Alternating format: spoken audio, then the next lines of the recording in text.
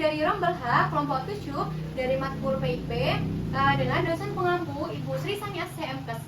Baik, sebelumnya perkenalkan nama saya Intan Auliana Siti dengan NIM 25010500351, nomor presensi 36 dengan rekan saya Fariza Akbar Salina dengan nomor NIM 25010050339 dengan nomor presensi 24.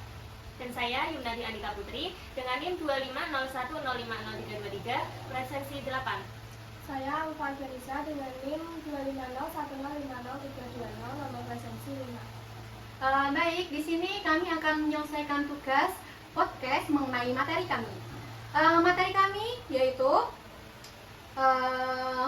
gerakan pendidikan dunia dan di Indonesia dalam bingkai sistem pendidikan. Di sini kita akan membahas mengenai gerakan-gerakan yang ada di dunia maupun di Indonesia. Langsung saja ya teman-teman. Gimana nih kabarnya pada pagi hari ini? Alhamdulillah baik. Oke. Langsung saja ya teman-teman. Aku mau tanya nih kepada Yuna. Sebutkan beberapa gerakan pendidikan di dunia dalam sistem pendidikan nasional. Itu ada apa aja sih? Oke, jadi gerakan-gerakan pendidikan di dunia di sistem pendidikan nasional itu ada pendidikan untuk semua atau education for all. Terus habis itu yang kedua ada gerakan pendidikan inklusif. Pendidikan inklusif ini menjamin hak pendidikan bagi semua. Terus yang ketiga itu ada global citizenship. Terus yang keempat ada education for sustainable development. Dan yang kelima ada gerakan pendidikan digital dan terbuka. Bisa nggak Mbak Yuna menjelaskan salah satu gerakan-gerakan tersebut biar kita juga lebih paham gitu. Satu aja ya? Ya terserah Mbak Yuna deh, ada mau berapa? Satu aja sih. Kalau menurut aku gerakan yang paling menarik untuk dibahas itu gerakan pendidikan digital dan terbuka. Kenapa gerakan ini tuh paling menarik untuk dibahas? Karena menurut aku tuh dampak dari gerakan pendidikan itu dampaknya terasa banget di kehidupan sehari-hari buat peserta didik dan juga guru. Terus juga pendidikan ini mengubah cara belajar dari konvensional menjadi fleksibel, interaktif, dan berbasis teknologi. Terus pendidikan ini juga menjadi fondasi yang penting bagi kompetensi abad 21 seperti kolaborasi, literasi digital, dan kreativitas. Dan pendidikan ini juga relevan banget dengan tantangan masa depan seperti AI, big data, dan pekerjaan yang terus berubah. Selain itu pendidikan ini juga membawa peluang pemerataan pendidikan melalui platform-platform yang berani.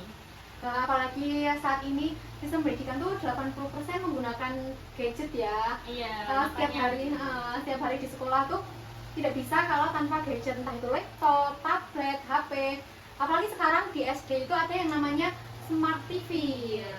Nah itu tuh hampir ya satu sekolah itu dikasih dari pemerintah satu Smart TV untuk pembelajaran. Nah ini tuh membuktikan bahwa zaman itu semakin modern dan semakin mengedepankan untuk menggunakan gadget. Tapi kita juga tidak boleh benar-benar lupa dengan buku gitu ya. Kita nggak boleh terlalu AI. Walaupun kita punya Smart TV, pakai HP, kita tetap juga harus membaca di buku yang bentuk fisik lah gitu. Terima kasih kepada Mbak Yuna yang sudah memaparkan beberapa gerakan pendidikan di dunia dalam sistem pendidikan nasional. Kita beralih untuk bertanya ke Mbak Fariza. Aku mau tanya nih, bagaimana sih gerakan pendidikan di Indonesia dalam sistem pendidikan nasional? Bisa dipaparkan Mbak Fariza? Gerakan pendidikan di Indonesia itu sebenarnya tuh semakin maju dan berkembang dari zaman dulu sehingga zaman modern ini. Nah, salah satu tokoh yang menjadi pelopor pendidikan itu adalah Bapak Ki Hajar Dewantara. Nah, dan Pak Ki Hajar Dewantara itu membangun sekolah yang namanya Taman Siswa. Iya, betul tidak? Taman Siswa. Nah, juga dalam perkembangan ini terlihat tidak begitu. Dalam perkembangan ini juga kita bisa lihat bahwa Indonesia tuh nggak hanya diam saja. Itu tuh terlihat dari perjalanan kurikulum dari 1975 lalu ke 1984 lalu ke 1994 kurikulum 2004 kemudian kurikulum 2013 sampai akhirnya ke kurikulum Merdeka. Kemudian beberapa tahun terakhir ini kurikulum Merdeka Belajar itu juga diterapin di kampus ya. Yang namanya apa? Yang namanya Merdeka Belajar Kampus Merdeka kalau nggak salah. Nah, program ini tuh masih belajar di luar kampus seperti magang, penelitian, atau proyek wirausaha. Tujuannya agar lulusan lebih siap menghadapi dunia kerja dan perubahan global. Gerakan pendidikan juga terlihat dari upaya pemerataan akses.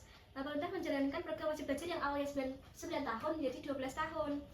Berarti itu dari dari SD ya sampai SMA gitu. Oh iya, betul Itu sekali. wajib berarti. Iya, udah wajib. Nah, selain itu ada berbagai program afirmatif nih bagi daerah 3T. 3T itu tertinggal, terdepan, dan terluar. Agar setiap anak Indonesia itu memiliki kesempatan belajar yang sama. Tuh. Terus yang dimaksud 3T tadi itu sudah menurut kamu ya, sekarang pandangan kamu, apakah program dari pemerintah itu sudah terjalankan mengenai desa 3T tersebut? Kalau sekarang sih sudah mulai membaik ya daripada dulu. Kan karena Indonesia kan luas, nggak semua itu langsung Terjangkau. terjangkau dan langsung rata gitu. Jadi kan memang perlu pelan-pelan, Bertahap gitu ya. gitu kan ya. Nah, alhamdulillahnya sekarang itu kan ada tadi dari Mbak Yuna pemerintah udah Masih smart masih TV. smart TV itu kan udah bentuk ini ya, pemerataan akses di iya. sekolah itu. Berarti ini sudah semakin berkembang ya. Di daerah-daerah 3T tersebut sudah mulai mengakses agar lebih modern gitu. Berarti kan pendidikan Indonesia tuh nggak hanya diam tapi juga bergerak. Betul. Nah, seperti itu. Oke, baik. Terima kasih kepada Mbak Fariza. Aku ingin beralih ke Mbak Alfa. Ini, bagaimana pengaruh gerakan pendidikan di dunia dan di Indonesia dalam sistem pendidikan nasional? Pengaruhnya tuh besar nggak sih, Mbak? Jadi pengaruhnya itu sangat besar karena pendidikan itu kan memiliki peran sentral dalam membentuk kemajuan suatu bangsa. Nah, dalam konteks Indonesia, sistem pendidikan nasional itu tidak terbentuk secara tiba-tiba, tapi merupakan hasil dari proses yang panjang yang dipengaruhi oleh berbagai gerakan pendidikan baik di tingkat global maupun di tingkat nasional. Nah, sistem pendidikan ini itu menggunakan pemikiran dari tokoh-tokoh dunia seperti John Dewey dan Paulo Freire serta tokoh nasional seperti Ki Hajar Dewantara. Nah, tokoh-tokoh ini itu memberikan kontribusi besar dalam arah dan membentuk pendidikan di Indonesia saat ini. Nah, untuk pengaruh dari pemikiran John Dewey tadi itu ada progressive education, yaitu progressive education itu loh pendidikan yang lebih menekankan ke pembelajaran yang aktif, berpikir kritis, dan melibatkan siswa secara langsung dalam kegiatan belajar, juga dengan menggunakan pengalaman yang nyata sebagai sumber belajar. Jadi pendidikan itu tidak hanya mempersiapkan siswa untuk masa depan, tetapi merupakan proses kehidupan itu sendiri. Kemudian untuk pemikiran dari Paulo Freire itu, mengkritik pendidikan yang hanya menabungkan ilmu dari guru ke siswa tanpa dialog. Menurutnya itu pendidikan harus menyuburkan kepasifan, kemudian mematikan berpikir kritis dan mengabaikan kebebasan siswa. Freire juga menekankan bahwa pendidikan itu harus membebaskan manusia dari ketertindasan melalui dialog, kesadaran kritis, dan keterlibatan aktif dalam masyarakat. Pemikiran Freire ini itu tuh tercermin pada program pendidikan masyarakat seperti PKPM, keaksaraan, dan pemberdayaan perempuan. Kemudian pada pendidikan non-formal dan pelatihan komunitas, kemudian pendekatan pembelajaran kritis di sekolah, dan gerakan literasi yang menumbuhkan kesadaran sosial. Jadi pemikiran Freire ini itu mendorong pendidikan yang lebih humanis, membebaskan dan memberdayakan masyarakat. Berarti pengaruhnya sangat besar ya mengenai sistem pendidikan yang ada di dunia maupun di Indonesia. Sudah cukup ya ternyata pembahasan mengenai materi kita pada kali ini. Baik, sebelumnya terima kasih kepada Mbak Iza, Mbak Yuna, dan Mbak Alfa yang sudah memaparkan materi pada siang hari ini.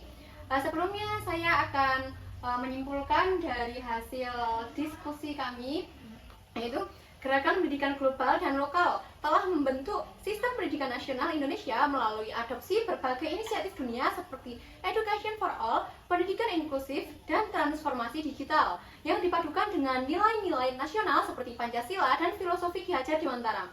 Kebijakan modern seperti Merdeka Belajar dan Kurikulum Merdeka pada periode 2020 sampai 2025 semakin menunjukkan komitmen Indonesia untuk menghadirkan pendidikan yang fleksibel, inovatif, dan relevan dengan kebutuhan zaman.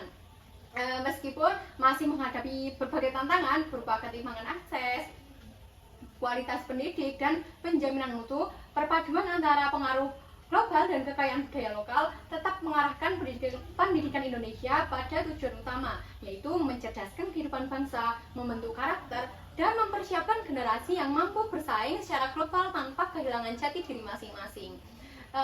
Cukup sekian podcast mengenai gerakan pendidikan dunia dan di Indonesia dalam bingkai sistem pendidikan.